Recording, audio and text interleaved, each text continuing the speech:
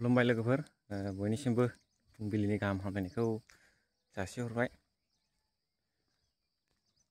आं दिनै नोंथांमोननो मोनसे खोथा शेयार खालामनो सानदों। दिनै आसाम पुलिसाव जाफुंसारनायनि आन्दोआव मा दं, मारै मारै जाफुंसारखो, आं नोंथांमोननो बेखौहाय मोनसे भिडिअ खालामनानै लाबोनो सानदों। दिनै आसाम पुलिसाव जाफुंनांगौआ गोरलै नङा, बिराद खस्थ'। माने खनसे खननैजों मोना, जायहा खाफाल दं खनसेनो मोनगोन आरो ना, नाजानाय आरो खाफाल मिलायोबा खनसेनो मोनलांगोन। आरो जुदि नों खाफाल मिलायाबा हाजारखि नों नाजा मोना आरो ना। दिनैहाय आं बेखौहाय फोरमान होनो सानो। जेरै आङो आसाम पुलिसावहाय दिनैसिमाव आङो 8 बार जाबाय। बेयो आसाम पुलिसनिल', गुबुननि नङा बेयो, खालि बेयावल'। गुबुनखौथ' गुबुन बाद होबावदो। पुलिसावनो आं 8 बार जाबाय। जेरावबो आङो खारनाय थानाय जेरावबो आं पास जाजोबदों, अब्लाबो आङो सेलेकसन मोननो हायाखैमोन आरो।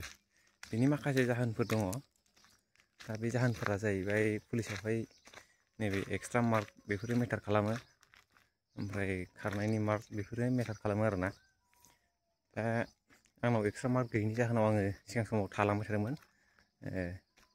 नाथाय दिनै लास्ट जोबनाय मुहुर्तआवसो जाफुंफैनो हादों आरोना लोगोफोर। दा बेनो, एखमबा सोरजोंबा बुंजानो गोनां जायो, सोरजोंबा रायलायखोमा जायो, गोबां आरोना। दा ओंखायनो जायफोरा जाफुंसाराखै गोसो बायनो नाङा। नोंथांमोनहाबो जुदि नाजानायजों आरो खाफालजों गोरोबोबा सानसेबाबो जाफुंथारगोन।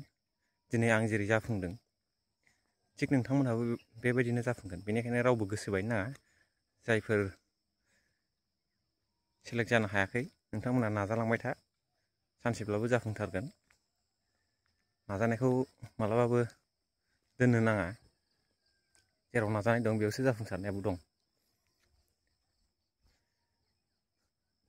आङो सिगांनि जेनाखि रिजाल्ट, बेफोराव आङो 1 नाम्बार आदा नाम्बारनि थाखाय आं गाबाय थादोंमोन आरोना। सिगां जे आं इन्टारभिउ होबोदोंमोन पुलिसनि, बेफोराव आं गासिबावबो 1 नाम्बार आदा नाम्बारनि थाखाय आङो गाबोजोबदों। कामान्ड'बाबो, ABUB बाबो, APR'बाबो, आं जेरावबो माने 1 नाम्बार आदा नाम्बारनि थाखाय आङो सेलेक्ट जानो हायाखैमोन आरोना। नाथाय आं दिनैहाय गोबां बुरजा नाम्बार लानानै आङो